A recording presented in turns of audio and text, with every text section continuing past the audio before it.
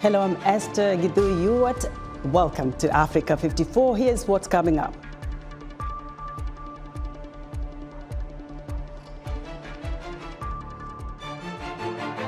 Uncertainty grows over whether to engage military juntas in Africa's Sahel as the EU and Western nations grapple with how to re-establish relations following recent coups. Human rights organizations and members of the Sudanese diaspora rally in front of the White House, urging the Biden administration to look closer at the Sudan conflict. And experts say climate disasters are causing devastation worldwide, especially in lower-income populations. All this and much more coming up on today's Africa 54.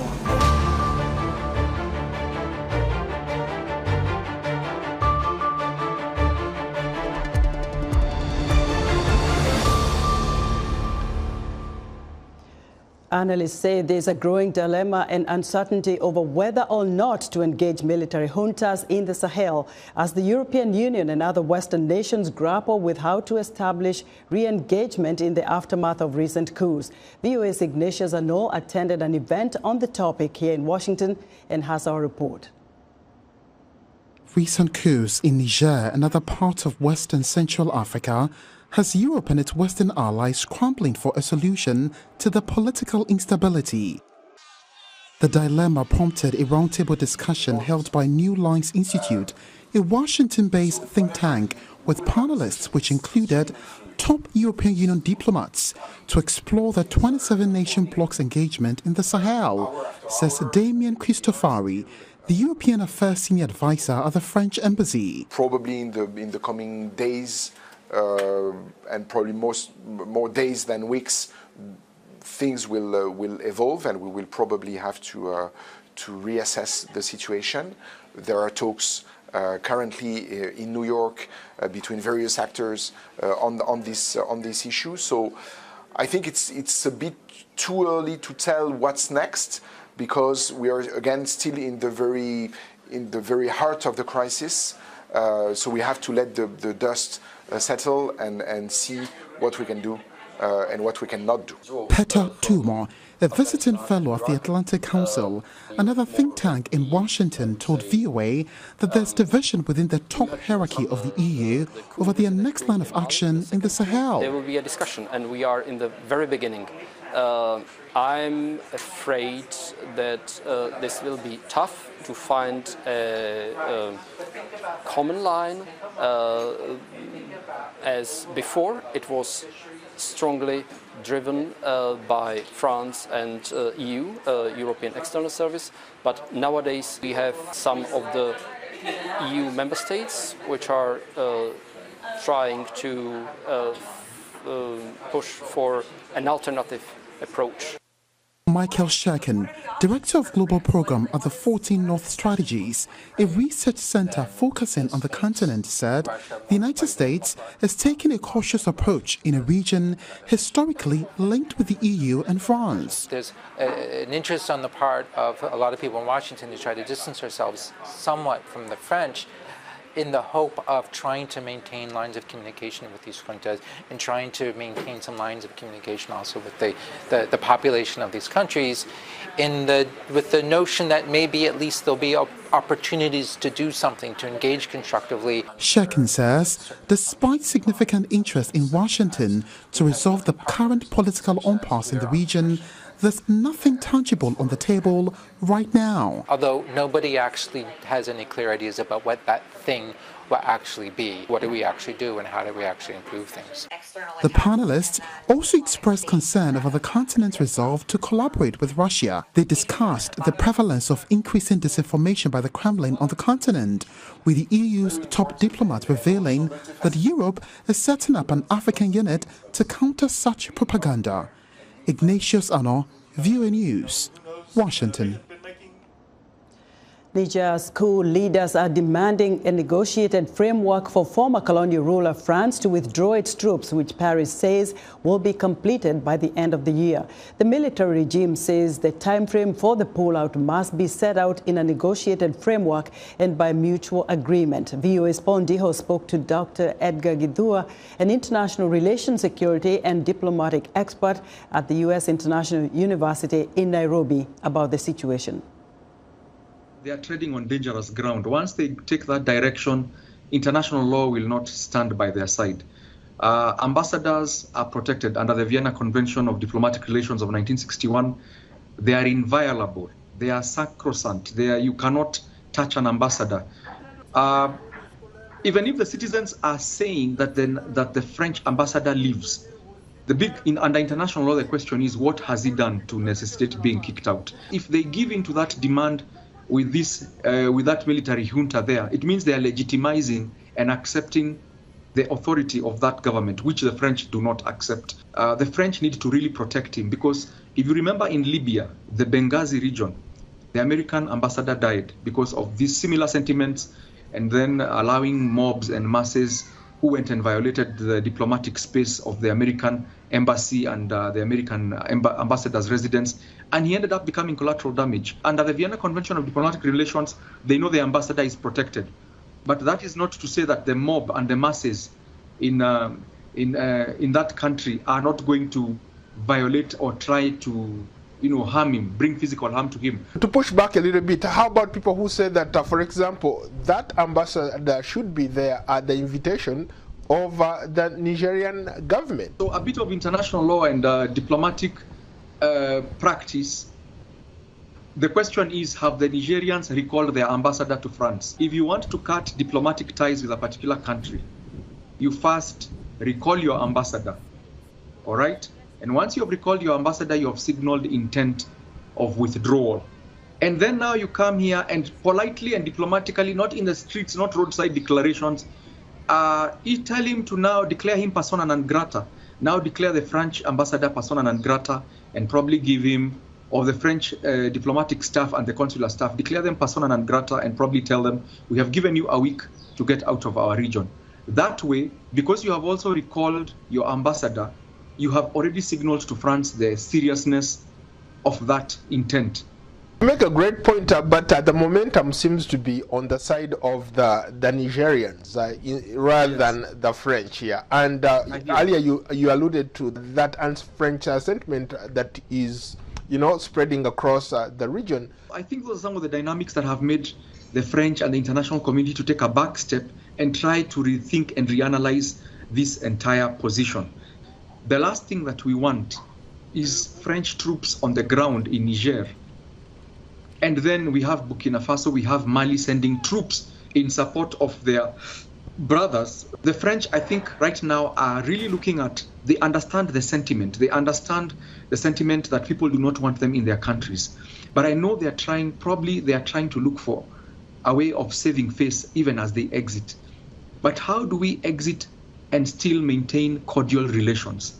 Because I believe there is room to exit and still keep cordial relations and still continue as trading partners, where the French are more, should I say, more fair to the West African nations, where it is not an issue of exploitation, but it's more of the balance of trade is a bit more fair. Thank you so much for your time. Thank you so much, Paul. Thank you for having me. Always a pleasure. Now, the expulsion of the French ambassador from Niger highlights the growing anti-French sentiment in former French colonies. From Niger's perspective, this expulsion is necessary to assert their independence and sovereignty. However, France views it as hostile, potentially damaging bilateral relations. Several human rights organizations and a dozen of members of the Sudanese diaspora held a rally in front of the White House, urging the Biden administration to pay more attention to the Sudan conflict, protect civilians, and increase humanitarian aid. The rally comes as fighting between the Sudanese armed forces and the paramilitary rapid support forces enters its 6th month. VOA's John Tanza reports from Washington. The rally brought together Sudanese from Washington, D.C., Virginia, and Maryland to add their voices, urging the Biden administration to take action by protecting civilians and ending the almost 6-month-long conflict in Sudan. The United Nations says the humanitarian situation in and around Sudan's capital, Khartoum, is there, with hospitals struggling to treat patients from diseases and gunshot wounds amid lack of essential supplies. The U.S.-based Sudanese American Physician Association are among the organizations that are trying to help and support Sudan's broken health system, as well as the Sudanese people during this war. The situation is very dire, as you've heard my colleague earlier. 80% of hospitals, are shut down. The situation in Darfur is even worse. There are almost 14 million children who need urgent humanitarian crisis, including vaccines. Kids are dying from malnutrition. About 3 or 5 of them are dying every day in Wad Madani Hospital. And the health care system is just crumbling. Several activists and human rights advocates who showed up for the Saturday rally in front of the White House had one message to President Joe Biden and the international community. They say they would like the U.S. and its partners to work towards stopping the violence, protect civilians, and provide humanitarian assistance. I'm here in my own personal capacity to support Sudanese and this crisis. It's a huge humanitarian situation right now.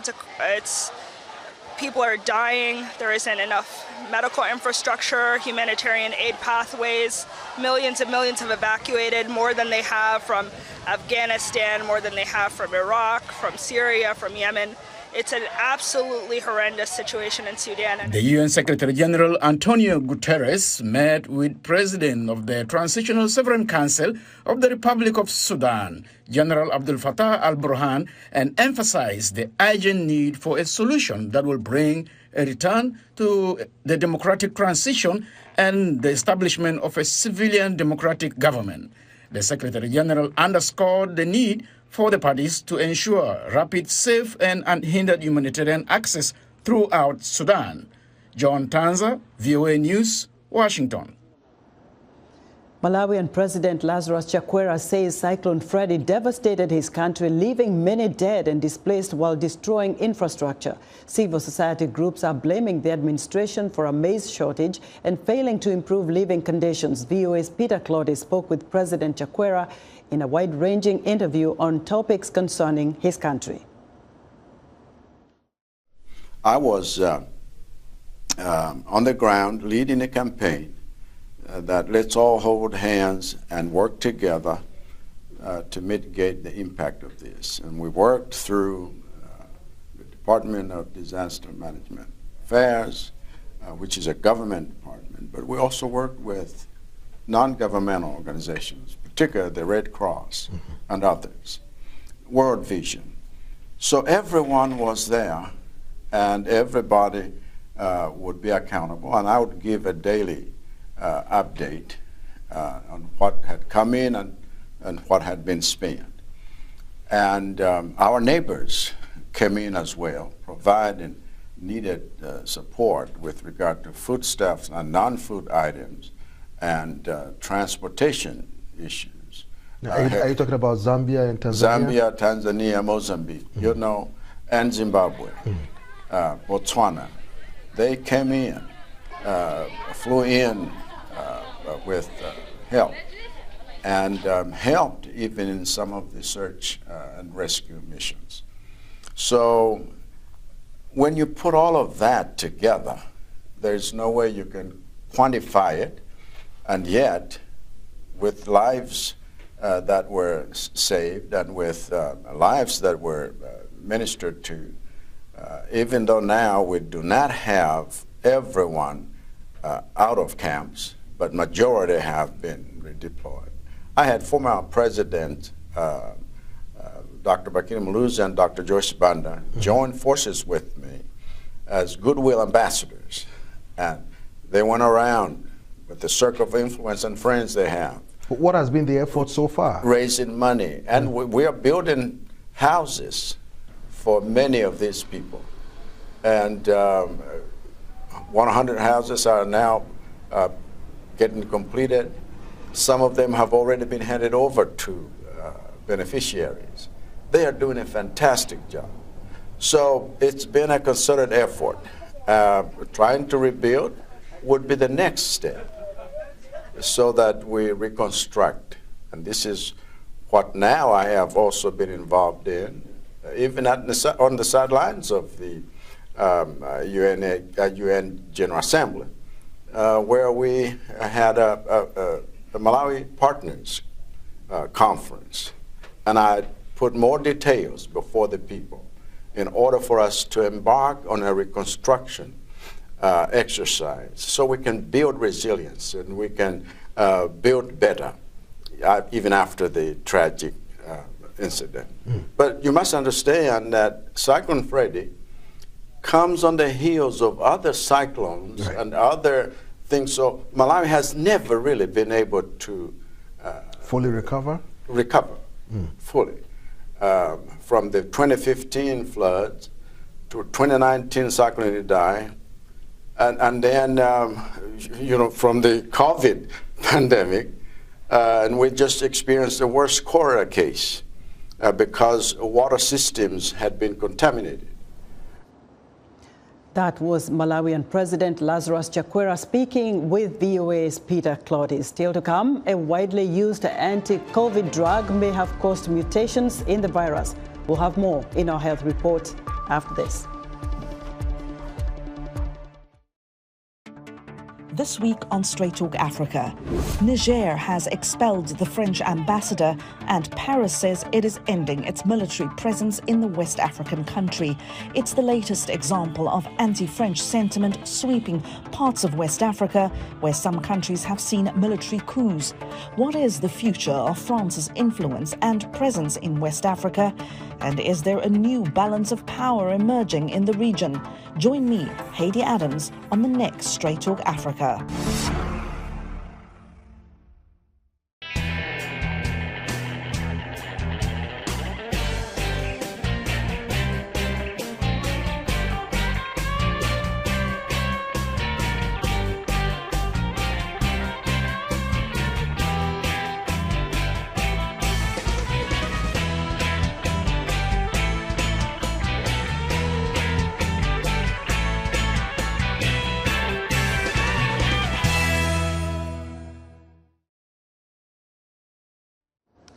In other news, the Kingdom of Eswatini, Africa's last remaining absolute monarchy, is holding parliamentary elections on September 29th, with political parties banned from contesting. About 585,000 registered voters are being called to choose 59 members of the lower house of parliament, which plays only an advisory role to King Mswati III. Mali's ruling military junta has announced a delay to a presidential election scheduled for February that was aimed at returning civilian leaders to power. The two rounds of voting, initially set for February 4th and 18th, 2024, is being postponed for technical reasons, according to a government spokesperson. And Egypt's electoral authority says it will hold its presidential election December 10th through 12th, and the winner will be announced on December 18th. Authority chairperson Walid Hassan Hamza says the list for presidential candidates will be finalized by November 9th. Egypt's Foreign Minister Hassan Shouki says there is friction between Cairo and Addis Ababa. He told VOA's Peter Claudius that the dialogue with Ethiopia to resolve Egypt's concerns about the use of the Nile River is not meeting expectations. Years of negotiations on issues that can easily be resolved because these are issues of science. They are numbers. They are easily resolved if there is a political will. But if the objective is not to find an agreement and to continue to operate unilaterally without any form of regulation that guarantees, then we have to doubt the purpose of the dam and subsequent projects, whether they are for developmental purposes or are they for purposes of manipulation and projecting the national will of one country over the other. Does that mean that this thorny issue is causing friction between Cairo and Addis Ababa? Absolutely. Of course, it is a matter where we have expended a great time and energy, and there is no justification for not being able to reach an agreement on, again, what I mentioned is a scientific issue, and an issue if we revert to any international organization could have easily, within a matter of weeks, developed an agreement, and we offered that the World Bank should develop and structure an agreement by specialists that would fulfill the needs of both Ethiopia and both Egypt in an equitable and just manner, and we would sign it without any revision, in confidence of the impartiality of any international organization that would undertake this responsibility. When we offered this, it was refused. That was Egyptian Foreign Minister Hassan Shouki speaking with VOA's Peter Cloddy in New York. It's time now for our health report, and joining us now is Africa 54 health correspondent Lino Mudil with the latest on anti-COVID drug. Hello, Lino. Hello, Esther. Hello, everyone. Researchers say a widely used anti-COVID drug may have caused mutations in the virus, but there was no evidence that the changes led to more dangerous variants. Researchers say a new British-led study shows that molnupiravir can give rise to significantly mutated viruses which remain viable. Pharmaceutical giant Merck's antiviral pill molnupiravir was one of the many treatments earlier rolled out during the pandemic to prevent COVID becoming more severe in vulnerable people. The Sudanese Doctors Union warned that the health situation in the southeastern state of Gedaref on the border with Ethiopia is deteriorating at horrific rate. The union says thousands have been infected with dengue fever and hundreds have died of the ailment and acute diarrhea in war-torn Sudan, according to medics. The warning highlights a catastrophe that could overwhelm the country's decimated health system.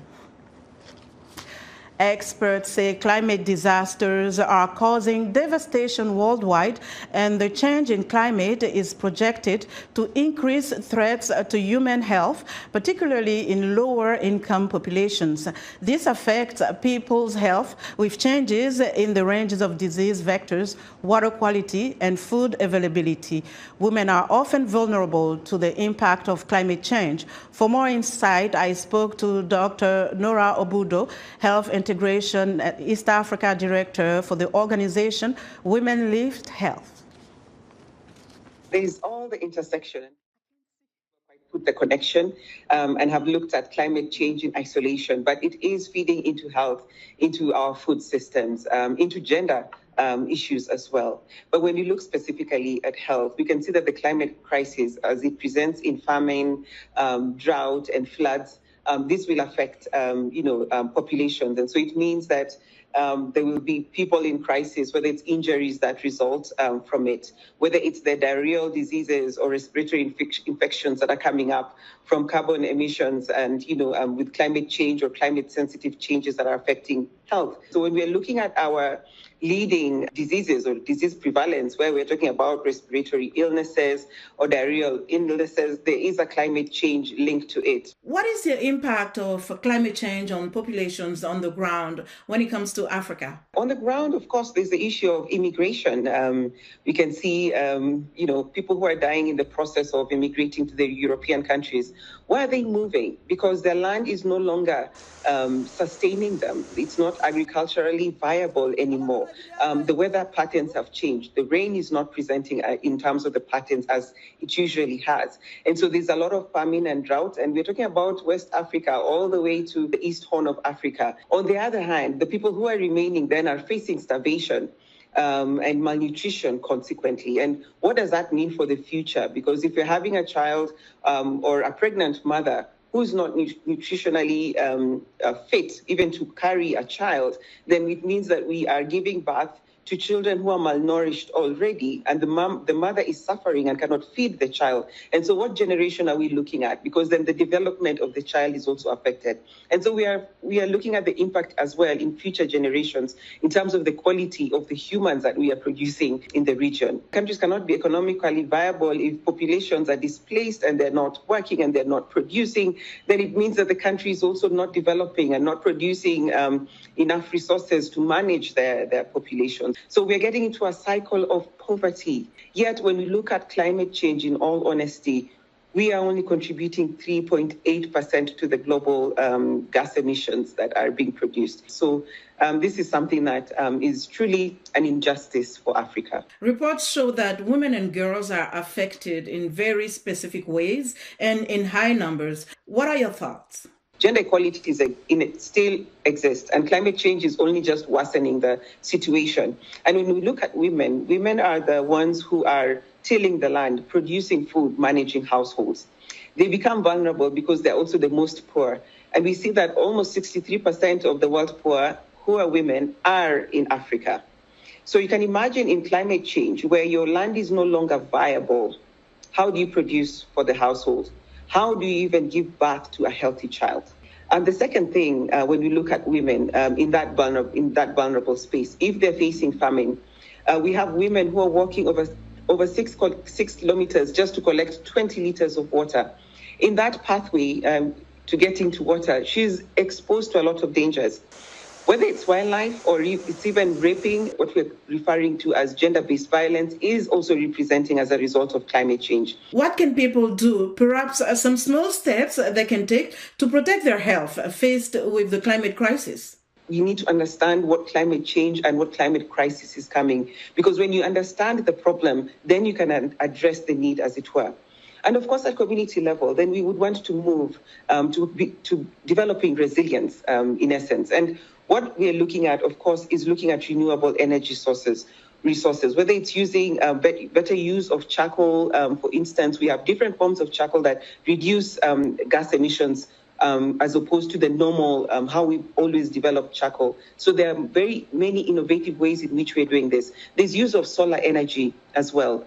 Different ways in which we can ensure and safeguard against famine or a failed crop. So this is also a call to governments to support and look at climate insurance, for instance, so that when we very know that, for instance, in Africa, agriculture is very important.